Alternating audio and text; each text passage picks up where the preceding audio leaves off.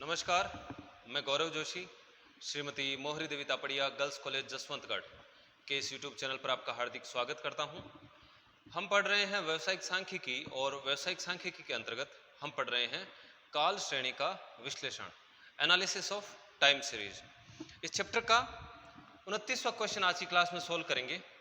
निम्न समंकों से आर्तव विचरण सूचकांक ज्ञात कीजिए। आर्तव विचरण सूचकांक यानी कि सीजनल वेरिएशंस इंडाइसेस या इंडेक्स नंबर्स। तो सीजनल वेरिएशंस इंडाइसेस ज्ञात करने हैं, आर्तव विचरण सूचकांक ज्ञात करना है। आंकड़े दिए गए हैं, जनवरी से लेकर दिसंबर 12 महीनों के आंकड़े दिए हुए हैं 4 वर्षों के लिए, 2009, 10, 11 और 12। इन आंकड़ों के आधार पर हमको सीजनल वेरिएशन यानी कि मौसम के अनुसार होने वाले परिवर्तनों का सूचकांक ज्ञात करना है।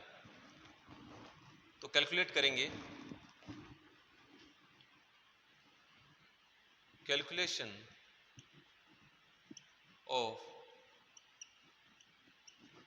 Seasonal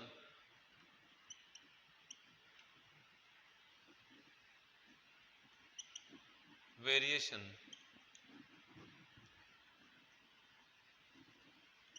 index numbers.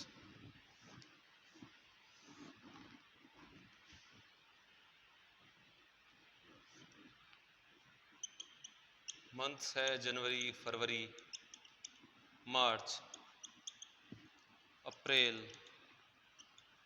मई, जून, जुलाई,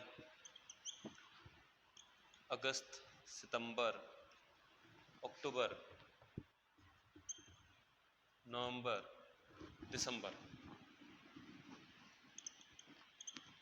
2009, 10, 11, 12 प्रत्येक 4 वर्षों के 12 महीने के आंकड़े दिए हुए हैं।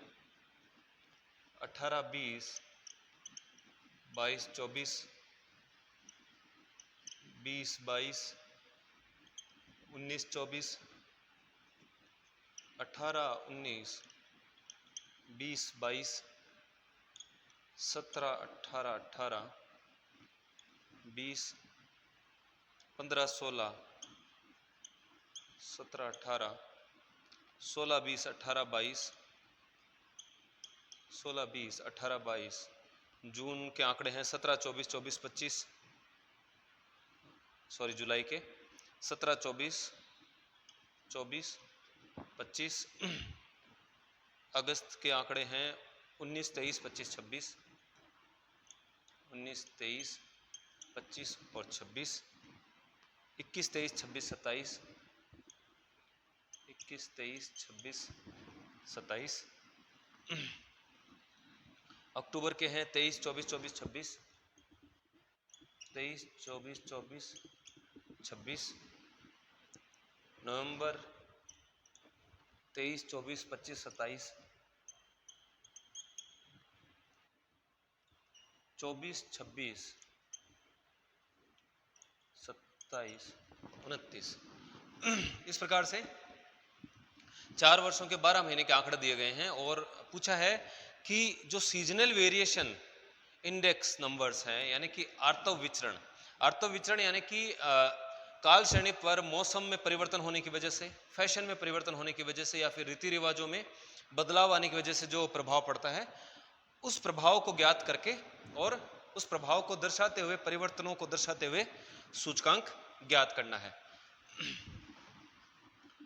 तो पहले हम क्या करेंगे, हम प्रत्येक महीने की जो 4 वर्षों के आंकड़े दिए गए हैं उनका टोटल ज्ञात कर लेंगे कि जनवरी में पिछले 4 वर्षों में क्या स्थिति रही जनवरी महीने में। तो जनवरी माह के 4 वर्षों का, पिछले 4 वर्षों का अगर टोटल करें तो 18, 20, 22 और 24, 84। तो जनवरी माह का पिछले 4 वर्षों का जो टोटल है वो है 84।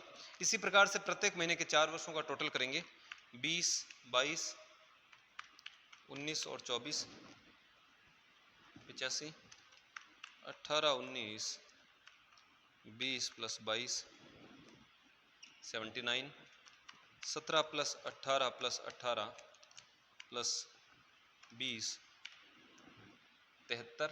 अप्रैल महीने का, मई का 15, 16, 17, 18 66। जून का टोटल है 16, 20, 18 प्लस 22 76। जुलाई का टोटल है 17 प्लस 24 प्लस 24 प्लस 25 90। अगस्त का टोटल है 19 प्लस 23 प्लस 25 प्लस 26 93 93। सितंबर माह का टोटल है 21 प्लस 23 प्लस 26 प्लस 27 97। अक्टूबर का टोटल है 23, 24, 24 और 26। अक्टूबर का टोटल भी है 97। नवंबर माह का टोटल है 23, 24 प्लस 25 प्लस 27 99। और दिसंबर माह का टोटल है 24 प्लस 26 प्लस 27 प्लस 29 106। तो इस प्रकार से प्रत्येक महीने का पिछले चारों वर्षों का टोटल हमने ज्ञात कर लिया और अब इसका औसत ज्ञात कर लेंगे, मंथली एवरेज, कि जनवरी माह में पिछले 4 वर्षों का औसत क्या रहा, फरवरी माह में पिछले 4 वर्षों का औसत क्या रहा। इस प्रकार से प्रत्येक महीने का पिछले 4 वर्षों का औसत हम ज्ञात कर लेंगे, औसत समंक ज्ञात करेंगे। तो इनमें 4 का भाग लगा देंगे, 84 में 4 का भाग लगाएंगे तो औसत आ रहा है 21। पिछले माह का टोटल है 85, तो 85 में 4 का भाग लगाने पर आ रहा है 21.25, तो इसको राउंड ऑफ करके 21 लिखेंगे। 79 में 4 का भाग लगाने पर आ रहा है 19.75, तो इसको राउंड ऑफ करके 20 लिख देंगे। 73 में 4 का भाग लगाने पर आ रहा है 18.25, तो इसको 18 लिखेंगे। 66 में 4 का भाग लगाने पर आता है 16.5, तो इसको 17 लिख देंगे। 76 में 4 का भाग लगाने पर आ रहा है 19। 90 में 4 का भाग लगाने पर आता है 22.5, तो इसको 23 लिख देंगे। 93 में 4 का भाग लगाने पर आ रहा है 23.25, इसको भी 23 लिखेंगे। 97 में 4 का भाग लगाने पर आता है 24.25, तो इसको 24 लिख देंगे, यहाँ भी 24 होगा। 99 में 4 का भाग लगाने पर 24.75, इसको 2 लिखेंगे। और 106 में 4 का भाग लगाने पर आता है औसत 26.5, तो इसको 27 लिख देंगे। तो इस प्रकार से जो प्रत्येक महीने का हमने पिछले 4 वर्षों का टोटल लगाया था, उस टोटल में 4 का भाग लगाने से जो है हमको प्रत्येक महीने का औसत ज्ञात हो गया। प्रत्येक महीने के लिए जनवरी से लेकर दिसंबर के लिए हमको पिछले 4 वर्षों के 2009 से लेकर 2012 तक के आंकड़े दिए गए थे। तो इन चारों वर्षों का पहले टोटल किया और फिर जो है इन टोटल में 4 का भाग लगाने से प्रत्येक महीने का औसत हमको ज्ञात हो गया। प्रत्येक महीने के औसत आंकड़े हमको उपलब्ध हो गए हैं। अब जो औसत का कॉलम है, मंथली एवरेज का जो कॉलम है, इसका हम टोटल लगाएंगे। तो इसका टोटल है 21 plus 21 plus 20 plus 18 plus 17 plus 19 23 plus 23 plus 24 plus 24 25 plus 27 262। तो जो एवरेज का टोटल है 262। तो अगर जनरल एवरेज ज्ञात करें, जनरल सामान्य औसत अगर ज्ञात करें तो है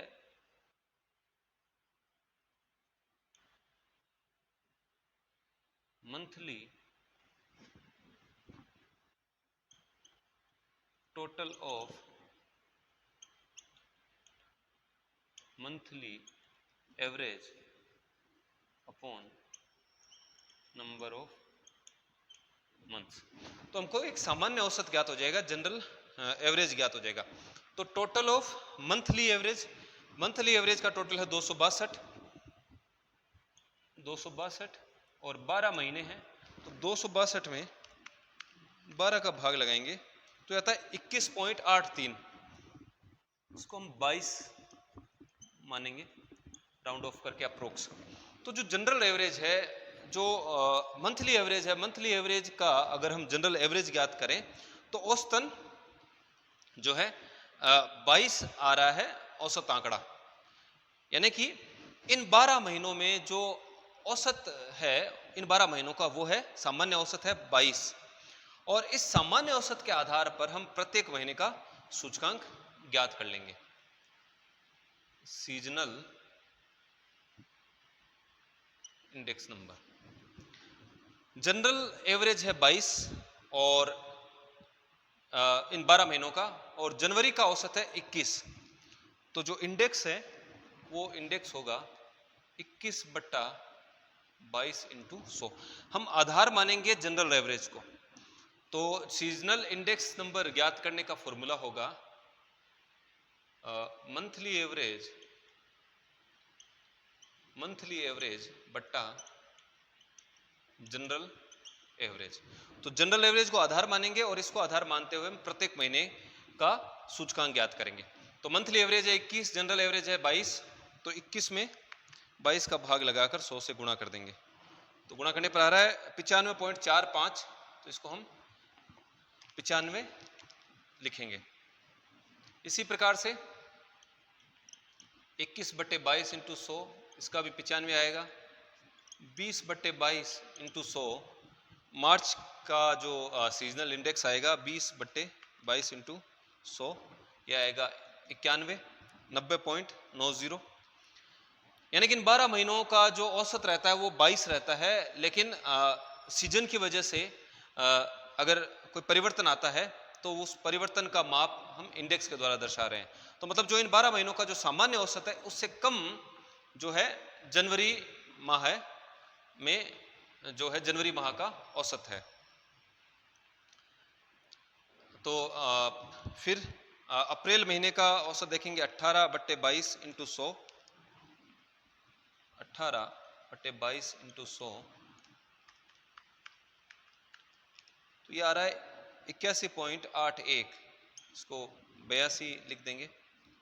17/22 इंटू 100, 17/22 इंटू 100, यार 77.27, तो इसको 77 दिखाएंगे। 19/22 इंटू 100, 22 इंटू 100, 86.36, तो इसको 86 दिखाएंगे। 23/22 इंटू 100, 23/22 इंटू 100, तो यार 104.54, तो इसको 105 दिखाएंगे। और 105 आएगा अगस्त महीने का औसत, अगस्त महीने का सूचकांक। और इसके बाद सितंबर महीने का सूचकांक होगा 24/22 into 100। Monthly average upon general average into 100, 24/22 into 100, ये आ रहा है 109। सितंबर अक्टूबर में भी जो सूचकांक होगा वो 109 होगा। 25/22 इंटू 100, ये आएगा 114। 25/22 इंटू 100। और दिसंबर माह का सूचकांक होगा 27/22 इंटू 100, 27/22 इंटू 100, ये आ रहा है 123 लगभग। तो इस प्रकार से आर्तव विचरण, सीजनल वेरिएंस के आधार पर हमने सूचकांक ज्ञात किए हैं। तो जो आधार है, जो औसत है, सामान्य औसत है, वो 22 है, और इसके आधार पर हमने प्रत्येक महीने का सूचकांक ज्ञात किया है। तो देखें तो इन जो शुरुआत के जो महीने हैं, जनवरी से लेकर जून तक के जो पहले 6 महीने हैं, तो ये जो पहले 6 महीने हैं जनवरी से लेकर जून तक, इनका जो औसत है वो सामान्य औसत से भी कम है, इसलिए इनका सूचकांक 100 से कम है। और जो आगे के 6 महीने हैं जुलाई से लेकर दिसंबर, इनका जो औसत है, इन महीनों का औसत, प्रत्येक महीने का औसत जो सामान्य औसत है पूरे साल भर का, उससे ज़्यादा है। इस वजह से इनके जो सूचकांक है वो 100 से अधिक है। तो आज के लिए इतना ही। मैं आशा करता हूं कि आज की क्लास में हमने जो क्वेश्चन सॉल्व किया है वो आपको अच्छे से समझ में आया होगा। इस वीडियो को लाइक कीजिए, शेयर कीजिए, हमारे यूट्यूब चैनल को सब्सक्राइब कीजिए।